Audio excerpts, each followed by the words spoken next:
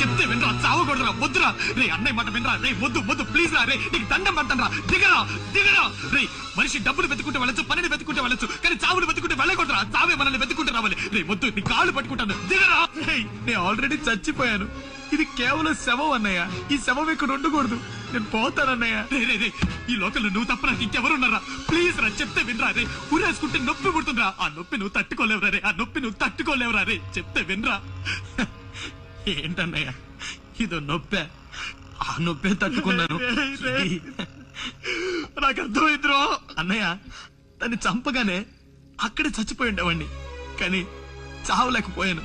ఎందుకంటే నాకు అమ్మ నాన్న ఎవరు లేరు కదా, నాకు అన్ని నువ్వే కదా అన్నయ్య. నన్ను కంటికి రెప్పలా పెంచి పెద్ద చేసింది నువ్వేగా. నీలాంటి అన్నయ్య నాకు ఇంకో జన్మలో దొరుకుతాడు లేదో నాకు తెలీదు. అందుకే చివరిగా ఒక్కసారి నేను చూసి వెళ్ళాలని నేను ఇంత దూరం వచ్చాను. నన్ను వదిలి వెళ్ళిపోకురా. నేను చూశానన్నయ్య, నేను చూసేశాను. ఈ జన్మకి చాలు, నేను పోతాను. నాకు ఇది వద్దన్నయ్య, నేను పోతాను అన్నయ్య, నేను పోతానన్నయ్య. చెప్తే వినరా, వద్దు ప్లీజ్